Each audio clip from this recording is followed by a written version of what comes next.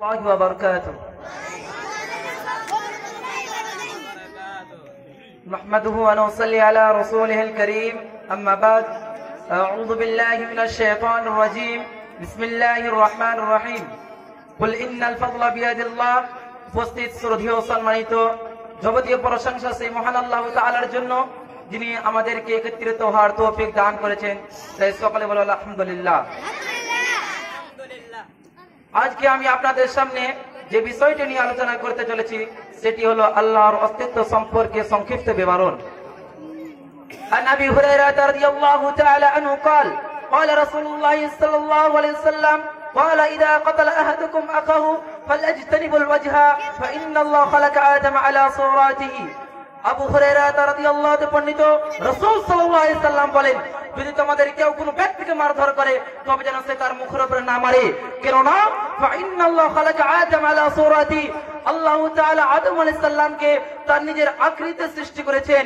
আল্লাহ রাব্বুল আলামিন বলেন, ওয়ালিল্লাহিল মাশরিক ওয়াল মাগরিব ফাইনামা তাওয়াল্লু ফাসাম্মা ওয়াজহুল্লাহ, পূর্ব এবং পশ্চিমের মালিক আল্লাহ, তোমরা যেদিকেই তোমাদের মুখমণ্ডলকে ফিরাবে সেদিকে আল্লাহর মুখ রয়েছে। عن ابي ذر رضي الله تعالى عنه قال قال رسول الله صلى الله عليه وسلم قال الله يا عبادي اني حرمت الظلم على نفسي। আবু যর গিফারী রাদিয়াল্লাহু তাআলা বর্ণিত রাসূল সাল্লাল্লাহু আলাইহি সাল্লাম বলেন, আল্লাহ তাআলা বান্দাদের উদ্দেশ্যে বলেন, হে আমার বান্দাগণ, আমি আমার নফসের জন্য জুলম হারাম করেছি।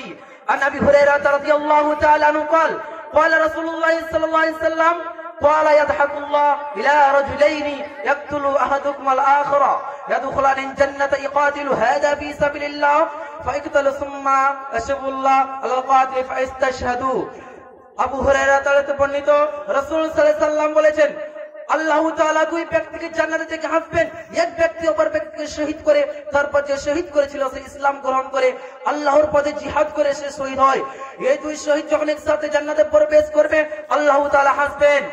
আল্লাহ রাব্বুল আলামিন বলেন, কুল ইন্নাল ফাদলা বিয়াদিল্লাহ, হে রাসূল আপনি বলে দেন ধন ও সম্পদ ও সম্মান বিয়াদিল্লাহ, আল্লাহর হাতে রয়েছে।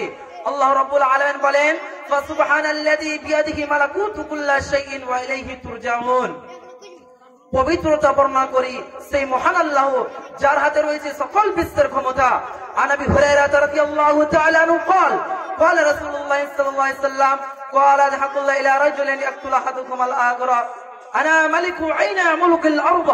আবু হুরায়রা বর্ণিত রাসূল সাল্লাল্লাহু আলাইহি সাল্লাম বলেছেন, আল্লাহ তাআলা কিয়ামতের দিন জমিনকে হাতের মধ্যে গুটে দেবেন এবং বলবেন, আনা মালিকু আইনা মুলুকিল আরদি, আমি আসমান ও জমিনের সম্পূর্ণ অধিপতি।